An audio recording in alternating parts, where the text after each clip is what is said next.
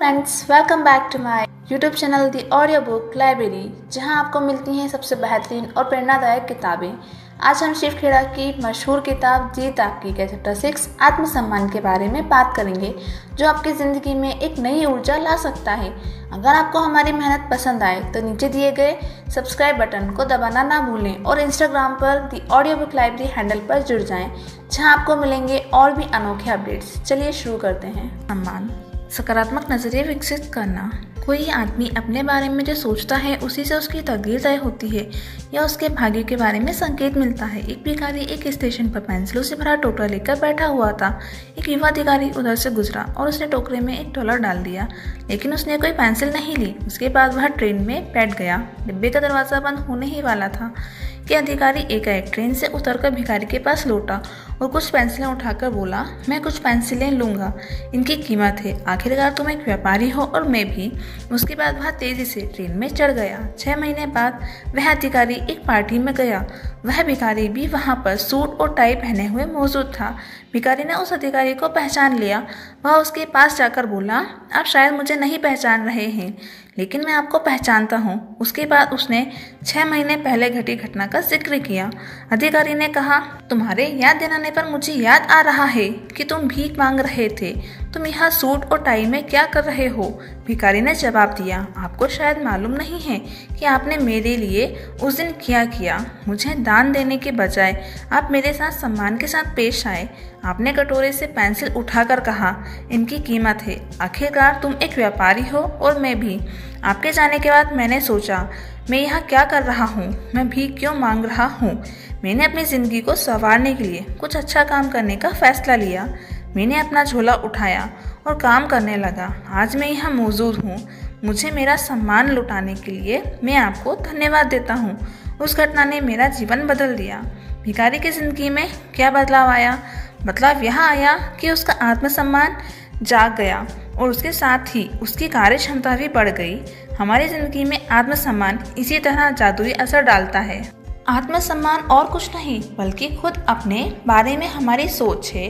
अपने बारे में हमारी जो राय होती है उसका हमारी काम करने की शक्ति, रिश्तों, माँ बाप के रूप में हमारी भूमिका, ज़िंदगी में हमारी उपलब्धियाँ, यानी हर चीज़ पर काफ़ी गहरा असर पड़ता है। ऊंचे दर्जे के आत्मसम्मान से ज़िंदगी खुशहाल, संतुष्ट और मकसदों से भरी ज़िंदगी बनती है। हम अगर खुद को मूल्यवान नहीं मानते तो हम में ऊंचे दर्जे का स्वाभिमान भी पैदा नहीं होगा। आत्मसम्मान की वजह से हम आत्मप्रेरित होते हैं। इतिहास में जितने भी महान नेताओं और शिक्षकों का जिक्र है, उन सबका मानना था कि सफल होने के लिए इंसान का आत्मप्रेरित होना ज़रूरी है। हम अपने बारे में जो सोचते हैं उसका एहसास अनजाने में ही दूसरों को भी करा देते हैं और दूसरे लोग हमारे साथ उसी ढंग से पेश आते हैं। ऊंचे दर्जे के आत्मसम्मान वाले लोग खुद में दृढ़ विश्वास और क्षमता पैदा करते हैं और वे जिम्मेदारियां कबूल करने के लिए तैयार रहते हैं। वे जिंदगी का सामना आशावादी नजरिए के साथ करते हैं, रिश्तों को बेहतर बनाते हैं और उनके जीवन में अधिक परिपूर्णता होती है। वे प्रेरित और महत्वाकांक्षी होते हैं। वे अधिक संवेदनशील भी होते हैं। उनकी काम करने की क्षमता और खतरे मोल लेने की योग्यता बढ़ जाती है। नए अवसरों और चुनौतियों को वे खुले मन से स्वीकार करते हैं। वे बड़ी चतुराई और सरलता के साथ दूसरों की आलोचना या तारीफ कर सकते हैं और अपनी आलोचना या प्रशंसा स्वीकार कर सकते हैं। आत्मसम्मान एक ऐसा एहसास है जो अच्छाई को समझने और उस पर अमल करने से पैदा होता है। आत्मसम्मान हमारी खुद की सोच है। एक किसान ने अपने खेतों में लौकी बोई। उसने बिना कुछ सोचे समझे एक छोटी सी लौकी को बेल समेत एक शीशे के जार में रख दिया। फसल काटने के समय उसने देखा कि जार में रखी लौकी केवल उतनी ही बड़ी हो सकी जितना बड़ा जार था। जिस प्रकार लौकी उससे रोकने वाली हदों से अधिक नहीं बढ़ सकी, उसी तरह हम भी अपनी सोच के दायरे से आगे नहीं बढ़ सकते। उस दायरे की हदें जो भी हों। ऊंचे दर्जे के आत्मसम्मान के कुछ फायदे। Some advantages of high self steam.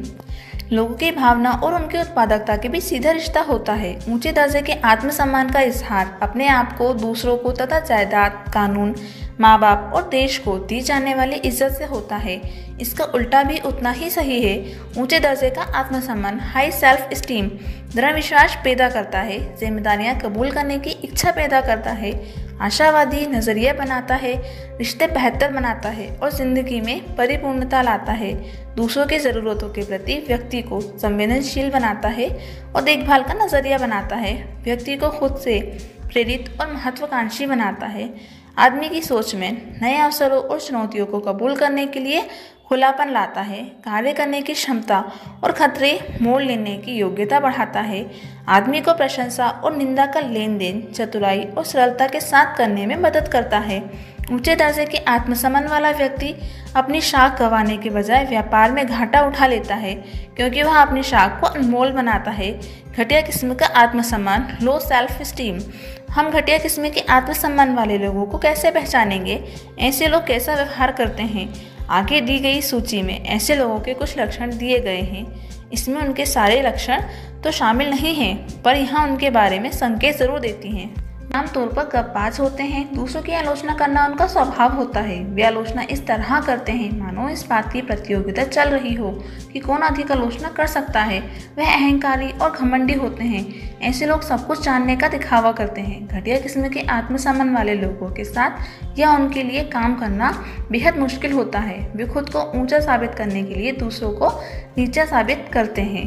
वे आत्मकेंद्रित और बंद दिमाग के होते हैं। वे लगातार बहाने बनाते और अपनी नाकामयाबी को स्वाभाविक साबित करने की कोशिश करते हैं। वे कभी जिम्मेदारियां कबूल नहीं करते और हमेशा दूसरों को इल्ज़ाम लगाते हैं।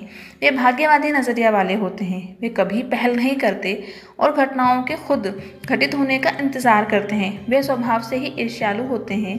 वे सकारात्मक आलोचना को भी स्वीकार नहीं करते और अपना बचाव करने लगते हैं। अकेले होने पर वे खुद को असहज और तकलीफ में महसूस करते हैं। घटिया किस्म के आत्मसम्मान वाले लोग अदब और सलीके की हदों को पार कर जाते हैं। उन्हें अपनी सीमा का एहसास नहीं होता। वे यह नहीं समझ पाते हैं कि किस मुकाम पर तहजीब की हदें खत्म हो जाती हैं और बेहूदगी शुरू हो जाती है। सामाजिक जमावड़ों में मजाक आमतौर पर सुने सुनाए जाते हैं और शराब के हर जाम के साथ ये मजाक गंदे से गंदे होते जाते हैं। उनके सच्चे दोस्त नहीं होते क्योंकि वे खुद सच्चे नहीं होते। वे ऐसे वादे करते हैं जिनके बारे में उन्हें मालूम होता है कि वे पूरे नहीं कर पाएंगे। घटिया किस्म के आत्मसम्मान वाला व्यक्ति चांद को बेचने का वादा भी कर सकता है। वादे पूरे ना करने से आदमी की साख गिरती है। उनका व्यवहार नासमझी और गलतियों से भरा होता है। वे पेंडुलम की तरह एक छोर से दूसरे छोर तक झूलते रहते हैं। आज वे हमारे साथ बड़ी शराफत से पेश आएंगे, लेकिन कल वे हमारा गला काट सकते हैं। उनमें संतुलन की कमी होती है। वे लोगों को खुद से दूर कर देते हैं और अकेले रहना पसंद करते हैं। वे तुनुक मिजाजी होते हैं। उनका आत्मसम्मान छूते ही गहरा जाने वाली किस्म का होता है। कोई भी बात कहने पर वे उसे निजी तौर पर ले लेते हैं और अपने मन पर चोट महसूस करने लगते हैं। इससे उनमें मायूसी पैदा हो। संवेदनशीलता और तुनुक मिजाजी में क्या फ़र्क है? तुनुक मिजाजी एक कटीला नज़रिया है। इससे आदमी के करीब जाने का मतलब चोट खाना होता है। दूसरी ओर संवेदनशीलता एक सकारात्मक नज़रिया है। यह दूसरों पर ध्यान देने के लिए प्रेरित करता है। कई बार ये दोनों एक दूसरे के बदल के तौर पर इस्तेमाल किए जाते हैं।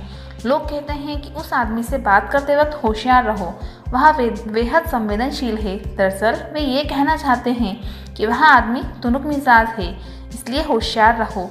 उन्हें खुद से और दूसरों से नकारात्मक उम्मीद होती है और वे निराश भी कम ही होते हैं। उनमें आत्मविश्वास की कमी होती है।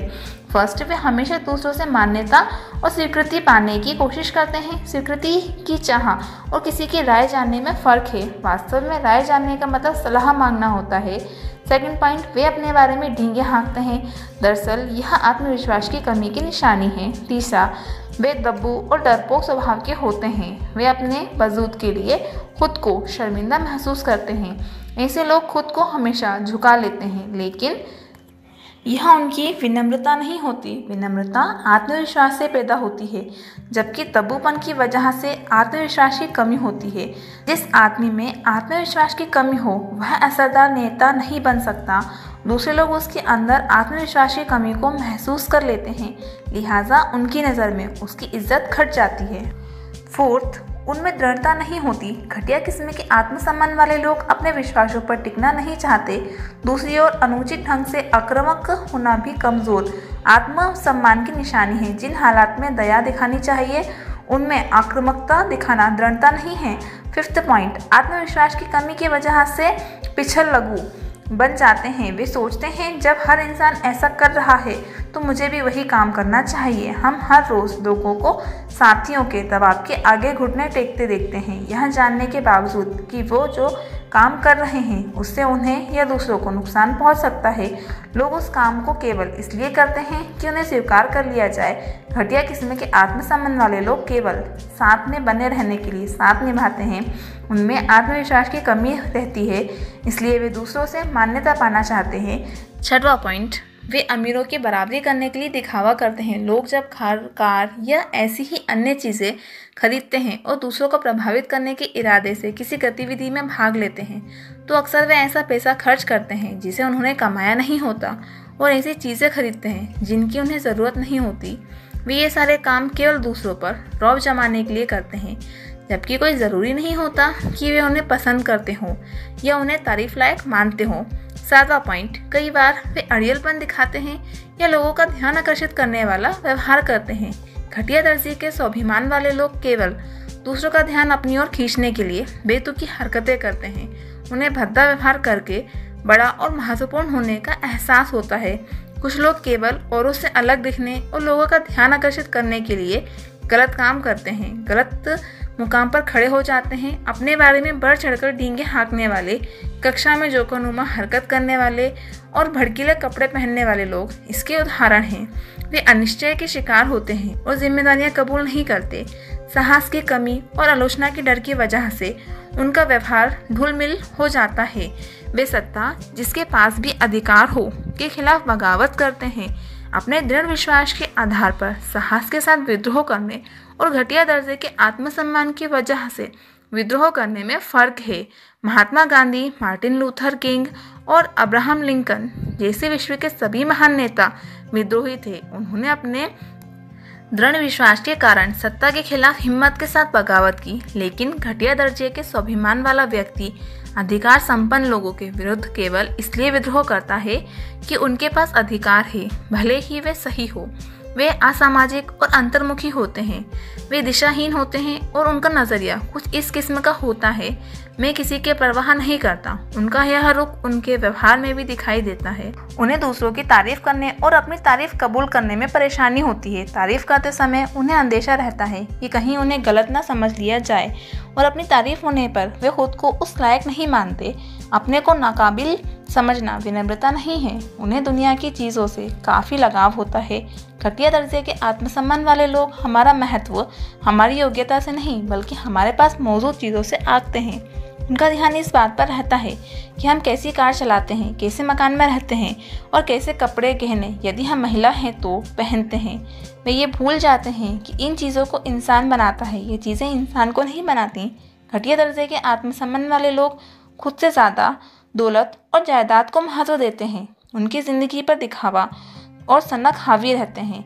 डिज़ाइनर के लेबल को वे अपनी हैसियत की निशानी मानते हैं। उनके पास मौजूद चीज़ें ले ली जाएं तो वे शर्म से मर जाएंगे। वे एक चूहा दौड़ में फंसे होते हैं। लिली टमनिल ने सच ही कहा है।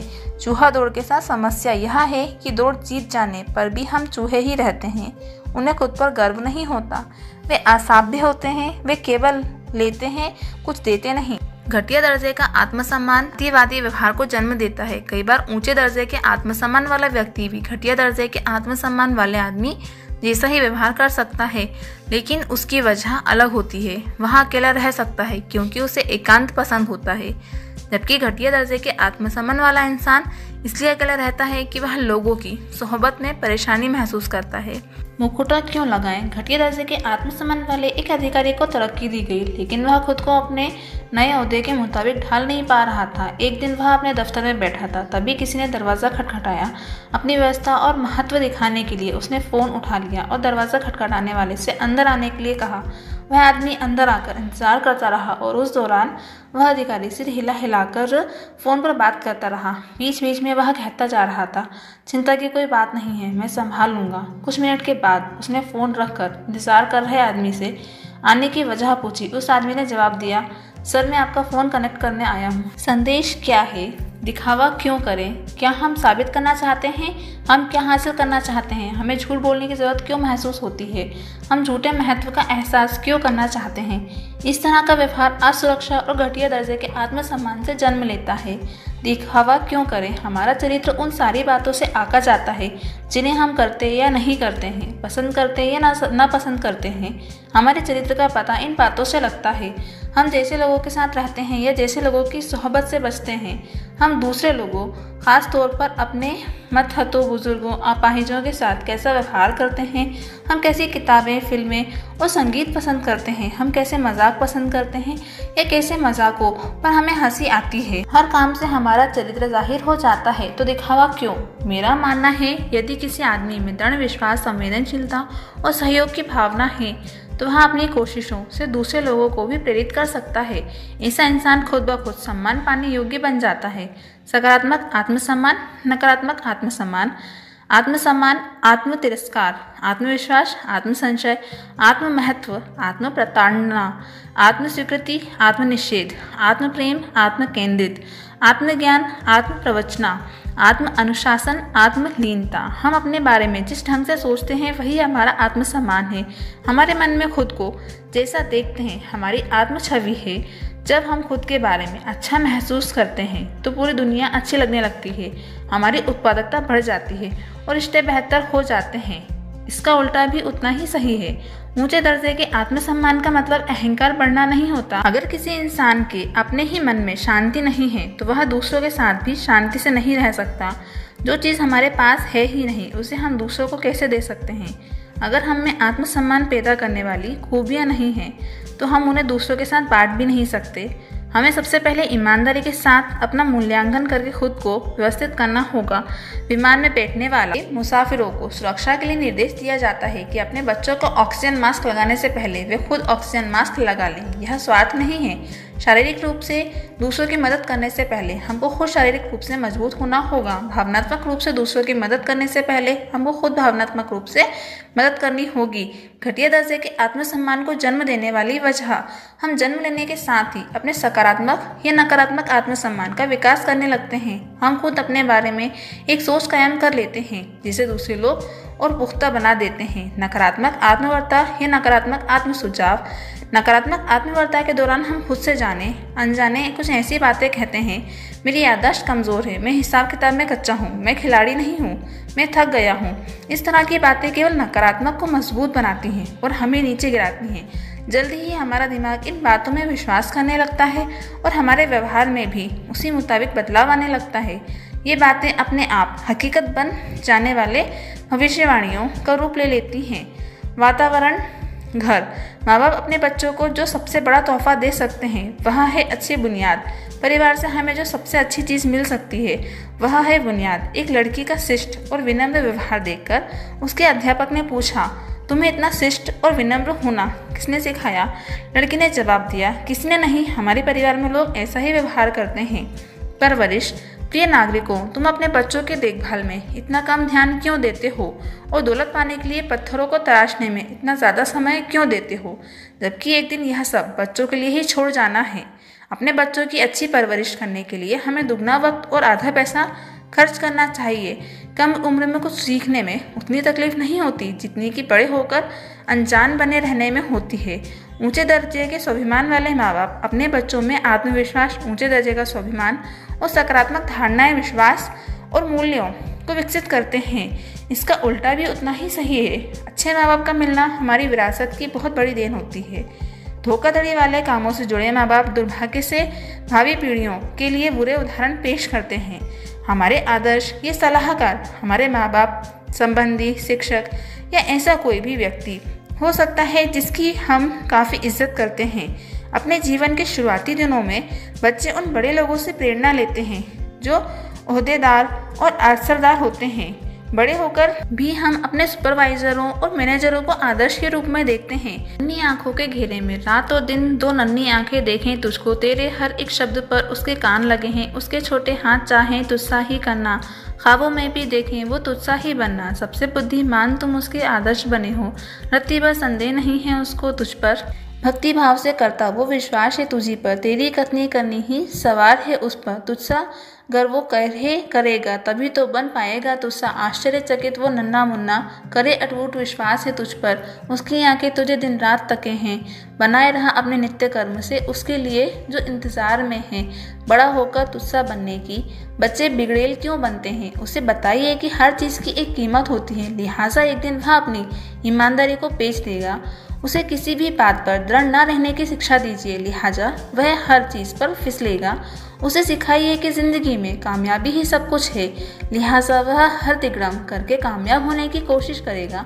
उसे बचपन से ही वह सब कुछ दीजिए जिसकी उसे चाहत है, लिहाजा वह इस सोच के साथ बड़ा होगा कि जिंदगी की ज़रूरतें पूरी करना दुनिया की जिम्मेदारी है और उसके सामने हर चीज़ तश्तरी में परोस कर पेश कर दी जाएगी। जब वह गंदे लफ्ज़ों का इस्तेमाल करे तो उस पर हंसिए, इससे वह खुद को चतुर समझने लगेगा। उसे नैतिकता सिखाने के बजाय उसके 21 साल का होने का इंतज़ार कीजिए ताकि वह अपने बारे में खुद फैसला कर सके। उसे सही दिशा का ज्ञान कराएं, बिना चुनाव करने की आज़ादी दीजिए। उसे यह कभी ना सिखाएं कि हर चुनाव का एक नतीजा भी होता है।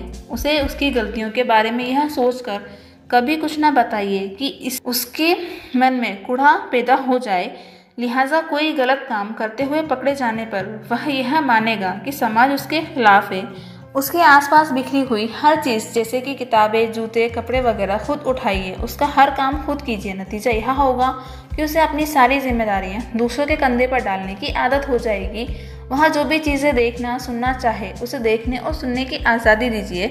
उसके शरीर में जाने वाली खुशबू पर तो ध्यान दीजिए, बस उसके मस्तिष्क में कूड़ा जाने दीजिए। दोस्तों के बीच लोकप्रिय होने के लिए उसे कुछ भी करने दीजिए। उनकी मौजूदगी में अक्सर झगड़िए, लिहाजा घर के टूटने पर उसे कोई अचरज नहीं होगा। वह जितना पैसा मांगे उसे दीजिए, उसे पैसे की कीमत कभी ना समझाइए। इस बात का पूरा ध्यान रखिए कि उसे वैसी दिक्कतों का सामना कभी ना करना पड़े जिनका सामना हमको करना पड़ा था। खाने पीने और ऐशो आराम की सारी शारीरिक ज़रूरतों को यह सोचकर फौरन पूरा कीजिए कि चीज़ें ना मिलने पर वह हताश होगा। पड़ोसियों और अध्यापकों के सामने यह सोचकर हमेशा उसका पक्ष लीजिए कि हमारे बच्चे के लिए उनके में मेल है। जब वह किसी असली मुसीबत में फंसे तो यह कहकर हाथ झाड़ लीजिए, मैंने अपनी ओर से पूरी कोशिश की पर उसके लिए कुछ कर ना सका। उसे यह सोचकर किसी बात पर मत टोकिए कि अनुशासन से आज़ादी छिन जाती है। उसे आज़ादी का पाठ पढ़ाने के लिए माँ बाप की तरह सीधा नियंत्रण रखने के बजाय उस पर दूर से नियंत्रण रखिए। बच्चे वही सीखते हैं जो जीते हैं। अगर बच्चा आलोचना के माहौल में रहता है तो वह निंदा करना सीखता है। अगर बच्चा प्रशंसा के माहौल में रहता है तो वह तारीफ करना सीखता है।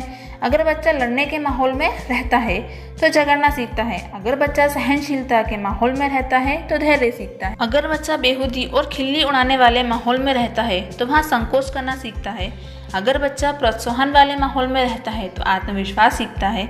अगर बच्चा शर्मिंदगी के माहौल में रहता है तो वह खुद को दोषी मानना सीखता है। अगर बच्चा समर्थन करने वाले माहौल में रहता है तो वह खुद को पसंद करना सीखता है। अगर बच्चा न्याय संगत माहौल में रहता है तो इंसाफ करना सीखता है। अगर बच्चा सुरक्षा के माहौल में रहता है तो वह भरोसा करना सीखता है।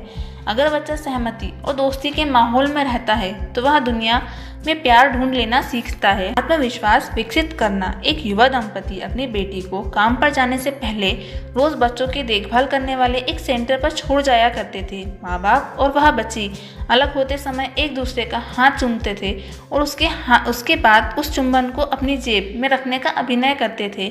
दिन में जब बच्ची अकेली होती थी तो जेब से उस चुम्बन को निकालकर अपने गाल पर लगा लिया करती थी। रोज़मर्रा की यह छोटी सी बात उनमें शारीरिक रूप से अलग होने के बावजूद साथ रहने का एहसास पैदा करती थी। कितना सुंदर विचार है। शिक्षा। किसी चीज़ को ना जानना शर्मिंदगी की बात नहीं है, पर सीखने की इच्छा ना होना ज़रूर शर्मिंदगी की बात है। हम कुछ लोगों को आदर्श मानकर उनसे शिक्षा ले सकते हैं। जिन बच्चों को उनकी ज़िंदगी के शुरुआती सालों में सत्यनिष्ठा का पाठ पढ़ाया जाता है, आमतौर पर वे उसे कभी नहीं भूलते। वह उनकी ज़िंदगी का हिस्सा बन जाता है। हम किसी भी पेशे में, चाहे वह ठेकेदारी हो या वकालत, अकाउंटेंसी हो या राजनीति, पुलिस अफसर की नौकरी हो या जज की, यही तो चाहते हैं। सत्यनिष्ठा में ईमानदारी से अधिक शक्ति होती है। दरअसल यह ईमानदारी की बुनियाद है। नौजवानों पर किसी चीज़ का असर आसानी से डाला जा सकता है जब वे माँ बाप, शिक्षकों या राजनेताओं जैसे अपने मार्गदर्शकों को बड़ी शान के साथ धोखाधड़ी करते या किसी होटल से तौलिया चुराने या किसी रेस्टोरेंट से बर्तन चुराने जैसी घटिया हरकतों के बारे में डींगे मारते सुनते हैं तो वे निराश होते हैं। उनके मन में अपने मार्गदर्शकों के लिए इज्जत नहीं रह जाती। ऐसी चीज़ें लगातार देखते रहने पर वे उन्हें स्वीकार करने लगते हैं। घटिया आदर्श। एक शिक्षक ने एक बच्चे से पूछा, तुम्हारे पिताजी क्या करते हैं? बच्चे ने जवाब दिया, मुझे मालूम नहीं है, पर मेरा ख्याल है कि वे पेन, पेंसिल, बल्ब और टॉयलेट में इस्तेमाल होने वाले पेपर रोल बनाया करते हैं, क्योंकि वे हर रोज़ अपने लंच बॉक्स में यही चीज़ें घर लाया करते हैं। गलत तुलना करना। सही ढंग से तुलना करना तो ठीक है, गलत ढंग से की गई तुलना से इंसान खुद को हीन महसूस करने लगता है। दूसरों से तुलना किए जाने पर आमतौर पर हम में उनसे ज़्यादा काम करने की क्षमता दिखाने की प्रतियोगी भावना उत्पन्न होती है। देखिए, आत्मसम्मान वाले लोग दूसरों से मुकाबला नहीं करते, इसके बजाय वे अपनी काम करने की क्षमता में सुधार लाते हैं। वे खुद से ही मुकाबला करते हैं। वे अपनी उपलब्धियों की तुलना अपनी क्षमताओं से करते हैं। सफलता या असफलता से जुड़े हुए प्रभाव। इस कहावत में काफ़ी सच्चाई है कि सफलता सफलता को और असफलता असफलता को जन्म देती है। खेल की दुनिया में हम अक्सर देखते हैं कि जब किसी चैंपियन का मनोबल गिरता है, और कभी न कभी ऐसा होता ही है, तो कोच उसे कभी किसी अच्छे खिलाड़ी के मुकाबले नहीं खिलाता, क्योंकि अगर वह एक बार और हार जाएगा तो उसका मनोबल और गिर जाएगा। उसका आत्मविश्वास वापस लाने के लिए कोच उसे किसी कमज़ोर खिलाड़ी के मुकाबले खिलाता है। उस जीत से चैंपियन का मनोबल बढ़ जाता है। उसके बाद उसे थोड़े अच्छे खिलाड़ी के साथ खिलाया जाता है। वह जीत उसके आत्मविश्वास को और बढ़ा देती है। यही सिलसिला तब तक जारी रखा जाता है जब तक कि चैंपियन असली चुनौती का सामना करने के लिए तैयार नहीं हो जाता। हर सफलता के साथ व्यक्ति का आत्मविश्वास बढ़ता है और उसके लिए अगली बार सफल होना ज़्यादा आसान हो जाता है। इसलिए कोई भी अच्छा नेता, चाहे वे माँ बाप, शिक्षक या सुपरवाइज़र हो, बच्चे से पहले आसान काम कराते हैं। हर बार काम को सफलतापूर्वक पूरा करने के साथ ही बच्चे के आत्मविश्वास और मनोबल का स्तर ऊंचा उठता जाता है। इसी मुकाम पर अगर बच्चे को प्रोत्साहन भी दिया जाए तो उसका सकारात्मक आत्मसम्मान एक ठोस शक्ल लेने लगता है। अपनी और बच्चों की असफलता की जंजीरों को तोड़कर सफलता की कड़ी से जुड़ना हमारी जिम्मेदारी है। असफल होने को असफलता मानने की गलती करना। सफलता में 99% असफलता शामिल होती है। किसी खास मामले में असफल होने पर ज़्यादातर लोग मायूस हो जाते हैं कि खुद को असफल मानने लगते हैं। वे यह नहीं समझते हैं कि असफलता मिलने का मतलब यह नहीं होता है कि असफल व्यक्ति है।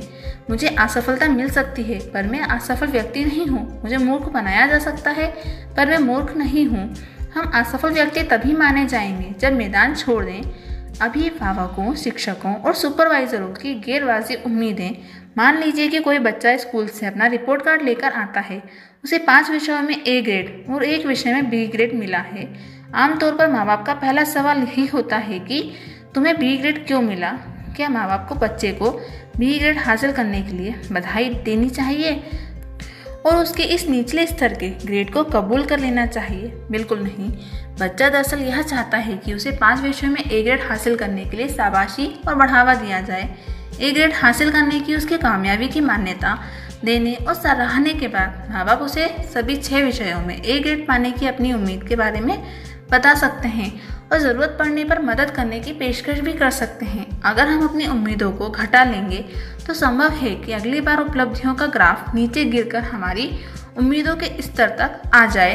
इसी तरह काम के दौरान कर्मचारी 100 सही काम करने के साथ एक गलत काम भी कर सकता है। जरा सोचिए कि उस हालात में बॉस की प्रतिक्रिया क्या होती है। अच्छी चीज़ों को मान्यता दीजिए पर अपना स्तर मत गिराइए। अनुशासन की कमी। अनुशासन क्या है? क्या अनुशासन का मतलब कोई दिक्कत पैदा होना या कोई गलती हो जाने के बाद उसे दूर करना है?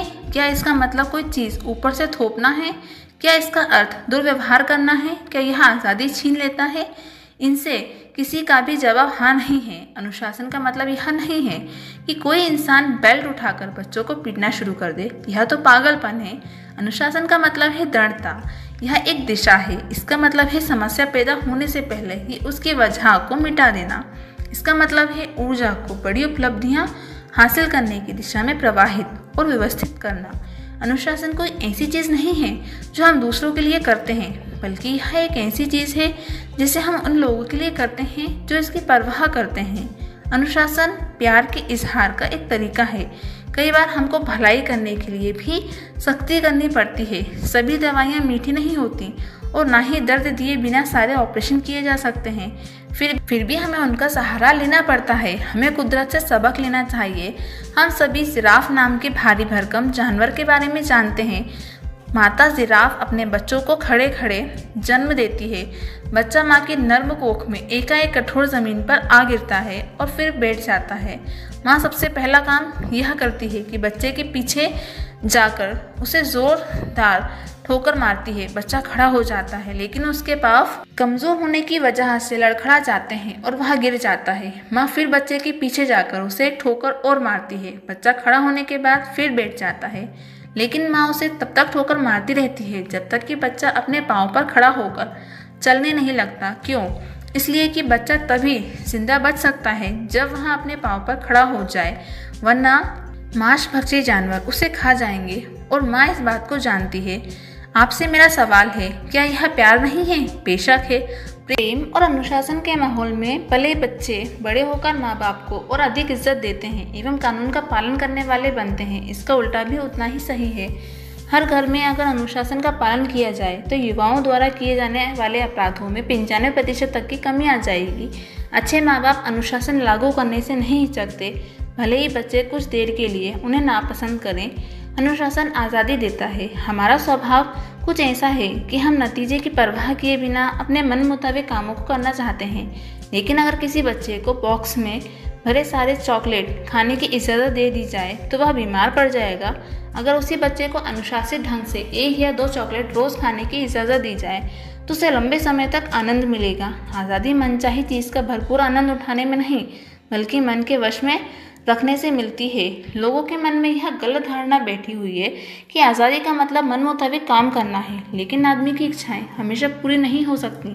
कई बार अच्छे मूल्यों और अनुशासनों के फायदे को समझ पाना मुश्किल होता है, बल्कि उनके खिलाफ काम करना ज़्यादा फायदेमंद, आनंददायक और सुविधाजनक लगता है। लेकिन हमें उन अगिनत उदाहरणों पर ध्यान देना चाहिए जो बताते हैं कि लोग अनुशासनहीनता के कारण किस तरह असफल हुए।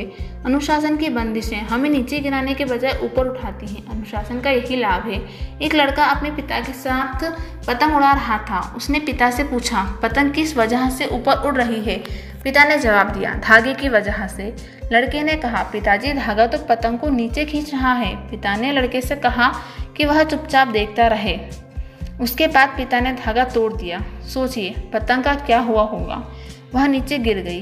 क्या हमारी ज़िंदगी के साथ भी यही बात सही नहीं है? कई बार हम जिन चीज़ों के बारे में सोचते हैं कि वे हमें नीचे धकेल रही हैं, वास्तव में वे हमें ऊपर उड़ने में मदद दे रही होती हैं। हमारी ज़िंदगी में अनुशासन भी यही काम करता है। मैं आज़ाद होना चाहता हूँ। हम यह जुमला अक्सर सुनते हैं, मैं आज़ाद होना चाहता हूँ। अगर आप ट्रेन को पटरी से उतार दें तो यह आज़ाद हो जाएगी, लेकिन उसके बाद वह जाएगी कहाँ? अगर हर इंसान अपना खुद का ट्रैफिक कानून बनाने लगे, उस सड़क पर किसी भी तरफ गाड़ी चलाने लगे, तो हम उसे आज़ादी कहेंगे। यह अव्यवस्था, यह अनुशासन का अभाव है। नियमों का पालन करके दरअसल हम आज़ादी हासिल करते हैं। अनुशासन प्रेम भरी दृढ़ता है। मैंने यह सवाल अपने सेमिनारों में भाग लेने वाले कई लोगों से पूछा है, अगर हमारे बच्चे को 105 डिग्री बुखार हो और वह डॉक्टर के पास ना जाना चाहता हो तो हम क्या करेंगे? सबका यही जवाब था कि बच्चे के विरोध करने के बावजूद वे उसे डॉक्टर के पास ले जाएंगे। क्यों? क्योंकि बच्चे का हित उसी में है। बच्चे की परवरिश करना लोकप्रिय प्रतियोगिता नहीं है।